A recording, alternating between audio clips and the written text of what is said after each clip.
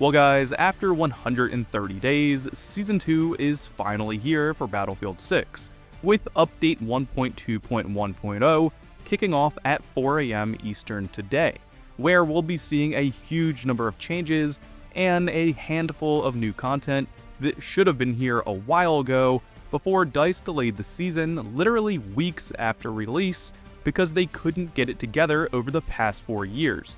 But putting that behind us and looking towards a hopefully brighter future, let's take some time to dive into the patch notes, RedSec updates, and new content coming today with the kickoff of Season 2. And like always, before we jump in, if you like in-depth reviews and discussions about all things Battlefield, drop a like and hit subscribe, and let me know your thoughts about Season 2 below.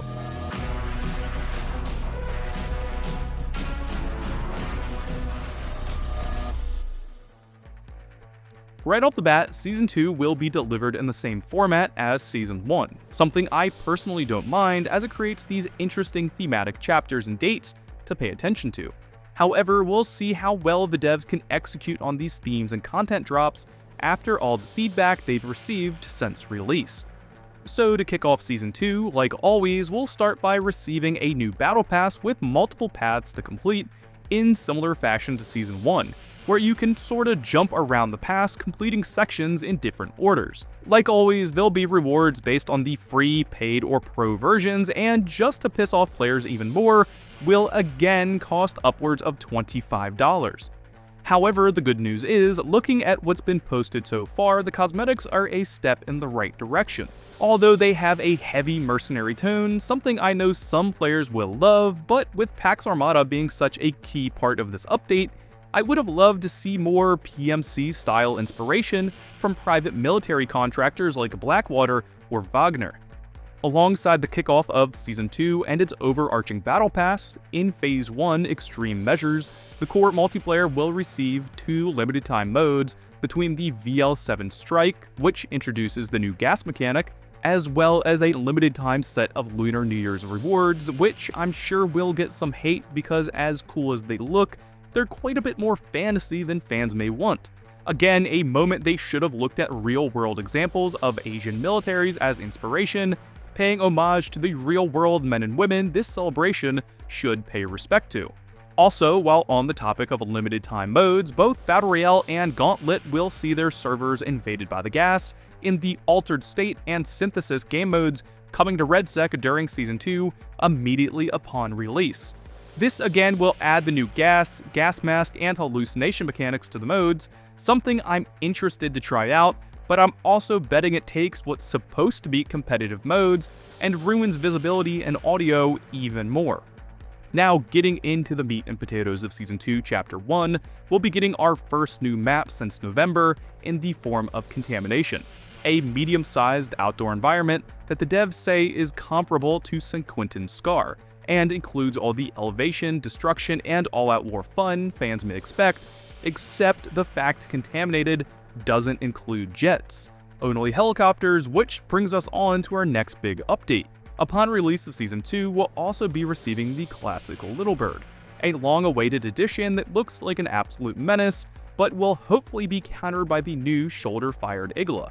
Alongside the Igla, Recon will receive the HTI Mark II hardware suppression system, which can disable gadgets from distance, but requires a cooldown in between pulses that can disable up to 3 items per charge.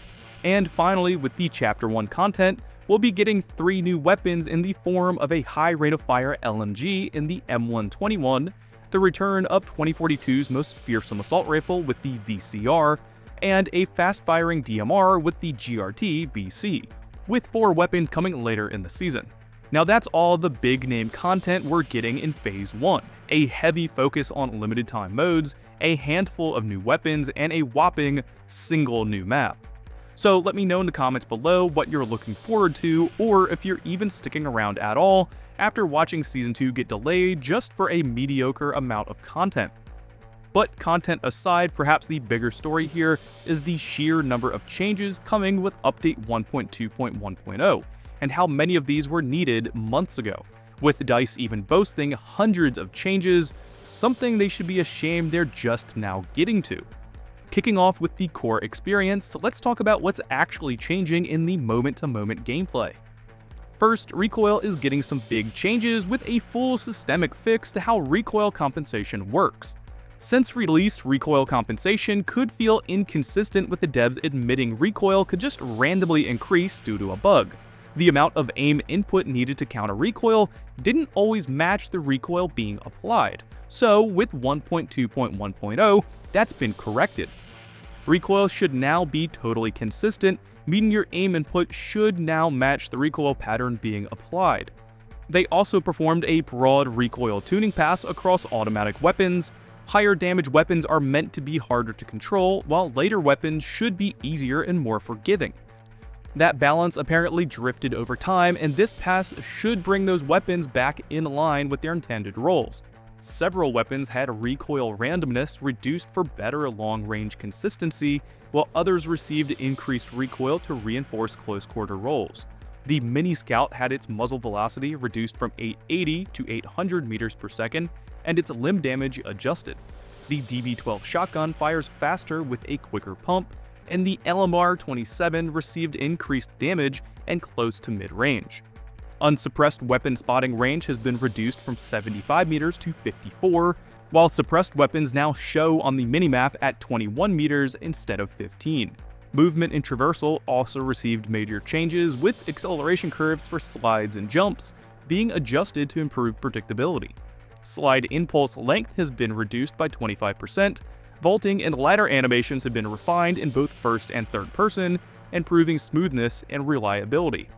And numerous bugs were addressed, including melee issues after revive, invisible soldiers after dying in water, weapon switching failures after revive, unintended vault grabs, deployables being used on ziplines, and multiple animation inconsistencies.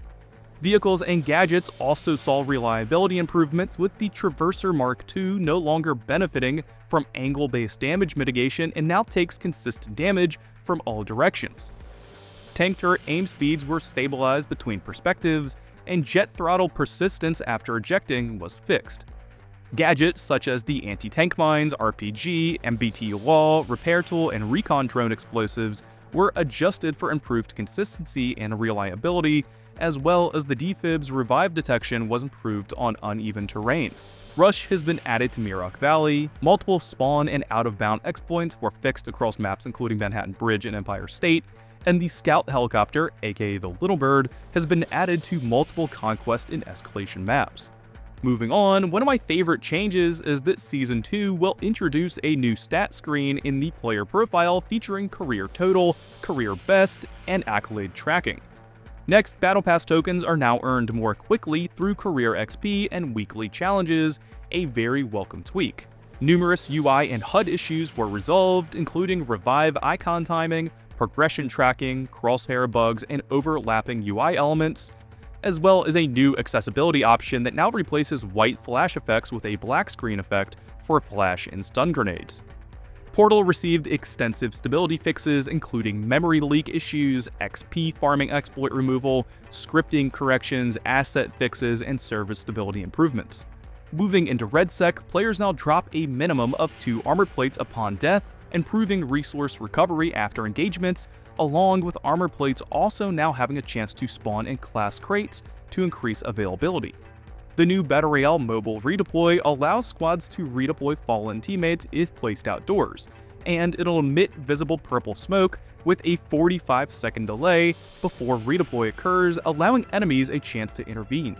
Vehicle pacing adjustments now include a cooldown to vehicle keycard rewards from missions, preventing back-to-back tank access while still allowing multiple tanks through other means. Battle Royale and Gauntlet modes also received multiple bug fixes affecting insertion paths, loot feed, UI behavior, beacon indicators, and audio reliability. All much needed adjustments for a mode I don't see the devs ever really putting much effort into in the future. Now, for some players, Season 2 might be a turning point. For others, it probably feels like the game is only now reaching the state it should have released in. However, whether it's too little too late or not, for those of us remaining 8% of the player base, Season 2 will mark a nice update, and perhaps a test of how much support EA is willing to give the game going forward. But guys, drop those comments below and let me know what you're looking forward to with Season 2. For everything else Battlefield, drop a like and hit subscribe, and as always, thank you guys for watching.